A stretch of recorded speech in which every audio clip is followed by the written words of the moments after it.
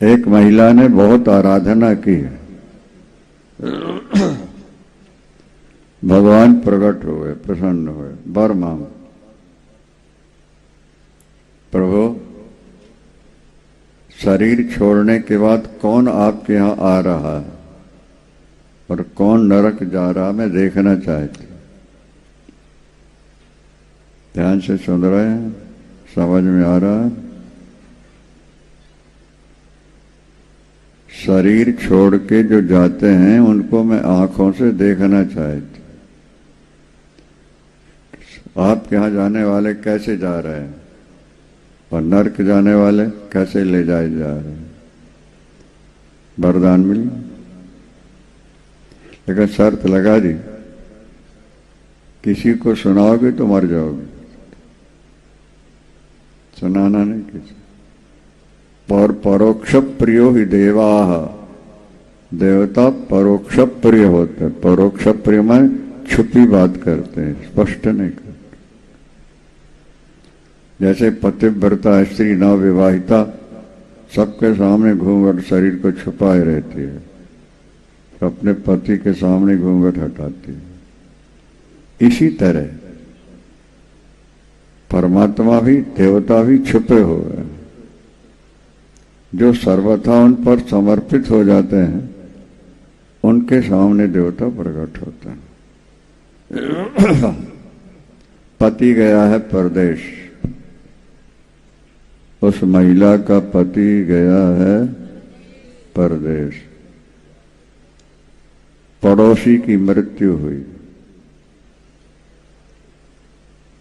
ध्यान से सुनो, बात समझ में आ जाए। पड़ोसी की मृत्यु हुई तो हाय हाय करके रोने लगे। यम के दूत कैसे ले जा रहे हैं, कैसी मार पड़ रही है और कैसे चीख रहा है, गरम रेत में कैसे ले जाया जा रहा है, प्यास लगने पर गरम तेल मुख में कैसे भरा जा रहा है। तोबा तोबा, रो पड़ी जोर से। पर देखने वालों की दृष्टि तो अलग अलग होती है ना, नहीं समझे। पड़ोस में है, पति परदेश गए हुए हैं, हो ना हो गलत संबंध इनका होगा, इसलिए मरने पर ही रो रहे। सोचने वाले अपने ढंग से सोचते हैं ना, जिसकी बुद्धि जैसी होती है वैसे सोचते रहते हैं। ये कुछ दिन बाद ससुर की मृत्यु हुई। वे थे पुण्यात्मा भजनानंदी। तो कैसे विमान आया है, रास्ते में कैसे पुष्पों की वर्षा हो रही है, उन पर पंखा कैसे जला जा रहा है और कैसे मुझे वाह रे प्रभु, वाह रे प्रभु, बड़ी कृपा, बड़ी कृपा, प्रसन्न प्रसन्न प्रसन्न। लोगों ने सोचा ससुर के मरने पर ये स्थिति और पड़ोसी के मरने पर कुछ न कुछ दाल में काला है कि नहीं है, बोलो। और जैसे ही उसके पति आए,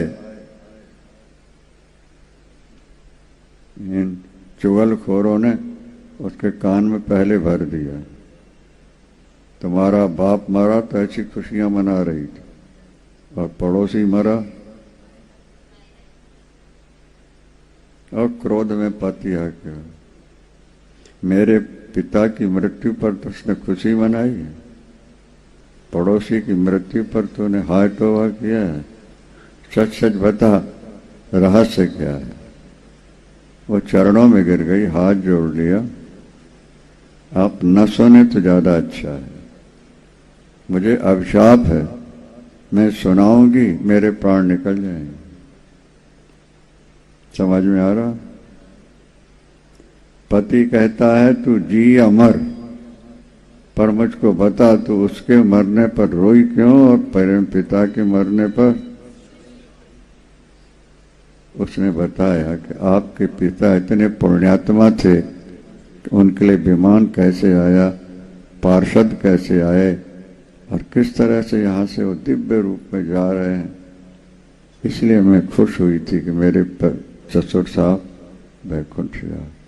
और उन्होंने इतने पाप किए हैं कि उनकी चीख चिल्लाहट, उन पर मार, उनकी दिशा, मेरा हृदय कांप गया, मैं रो पड़ी थी। और कोई कारण, उसके प्राण निकल गए। उसको वरदान था ना, किसी को बताएगी इस स्थिति को मरेगी।